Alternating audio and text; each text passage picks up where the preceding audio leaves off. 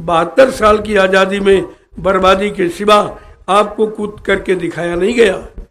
मैं 12 वर्ष से लगातार यही संदेश देता हूँ, दोहराता हूँ कि सावधान हो जाओ ऐसे लोगों से जो न देश के हित में है, न समाज के हित में है, न मानव इंसान के हित में है। ऐसे लोगों से दूर हो जाओ।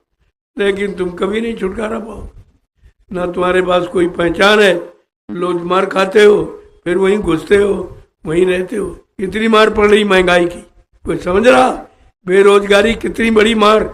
आज पढ़ा लिखा बच्चा दर दर की ठोकरें खा रहा, लेकिन तुम रहोगे वहीं जहाँ से गरीबी बढ़ेगी, बेरोजगारी बढ़ेगी, अनीति बढ़ेगी, अन्याय बढ़ेगा, असत्य बढ़ेगा, अधर्म बढ़ेगा। तुम रहोगे वहीं पर, क्योंकि तुम्हारे में भी कोई पहचान नहीं।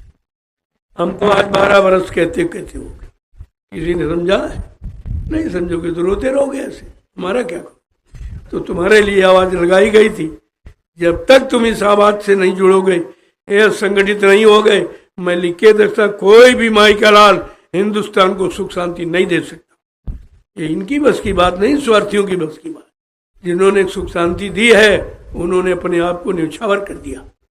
जिनके अंदर अपना कोई स्वार्थ नहीं, कोई लोभ लालच, कोई मान सम्मान, किसी तरह कुछ नहीं चाहिए, उन्होंने लोगों की चाहत को पूरा किया। और जिनको खुद ही सब कुछ चाहिए तो तुम्हारी चाहत कहाँ से पूरा करेंगे? और तुम इसी नीति को अभी तक नहीं समझ पाए हो। 72 साल हो गए तुमको लूटते और लूटते, 72 साल हो गए। क्या आपने सीखा?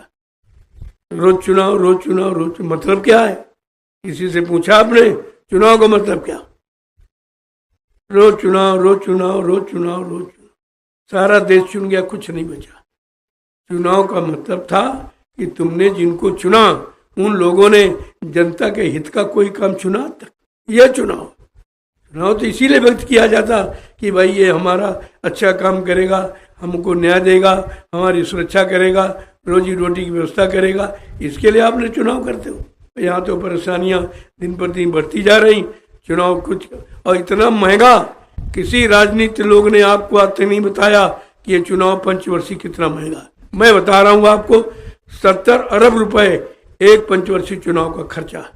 अब आप सोच लीजिए कितना महंगा, इतना महंगा चुनाव जिसका खर्चा तुम देते हो, और तुमको ऐसे महंगे चुनाव से कुछ नहीं मिला, कुछ भी नहीं मिला। आज तक आपको कुछ नहीं, आंसू के सिवा और आपको मिला कुछ। और अभी आगे और आंसू बहाओगे भी। अगर आपने महात्माओं की बात न मानी तो आपको आगे आंसू बहाना पड़ेगा।